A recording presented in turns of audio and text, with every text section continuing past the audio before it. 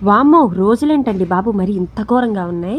మనం ఎప్పుడు అనుకుంటుంటాం గదా! నాకేంట్లే నాకు చాలామంది ఫ్రెండ్స్ ఉన్నారు. నా చుట్టుపక్కన ఉన్న వాళ్ళున్నారు. నాకేనైతే వాళ్ళు చూసుకుంటారు అనేసి. బట్ ఈ రోజుల్లో అవన్నీ ట్రాష్ అండి. అవన్నీ మాట్లాడుకోవడానికి మాత్రమే బావుంటాయి.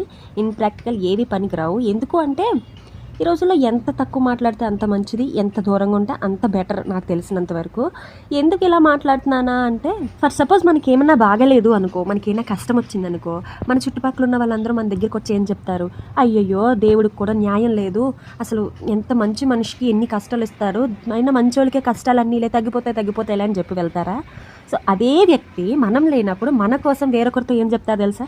చేసుకున్న కర్మ ఎక్కడికి పోతాయి, అనుభవిస్తున్నారు, అనుభవించనులేలే తెలిసొస్తది అని సాగదీసి మరి నీకోసం డప్పేసి చెప్తా ఉంటారు. వీళ్ళ కోసమా నువ్వు చెప్పుకునేది? సో ఎప్పుడు కూడా నాకు వాళ్ళున్నారు వీళ్ళున్నారని పొంగిపోవడం మానేసి నీకు నువ్వున్నావన్న విషయాన్ని మాత్రం గుర్తుపెట్టుకో. ఫస్ట్ నీకు నువ్వు రెస్పెక్ట్ ఇవ్వడం, నీకు నువ్వు విలువ ఇవ్వడం నేర్చుకో. ఎందుకంటే వాళ్ళు వీళ్ళు ఎంతవరకు కొంతవరకే, కానీ మనతో మనము కడదాకా ఉంటాం కదా. సో మన వాళ్ళెవరో, మనతో ఉన్న వాళ్ళెవరో తెలుసుకోండి. మన వాళ్ళకి మనతో ఉన్న వాళ్ళకి చాలా తేడా ఉంటుంది. ఎందుకో చెప్పాలనిపించింది. Bye bye.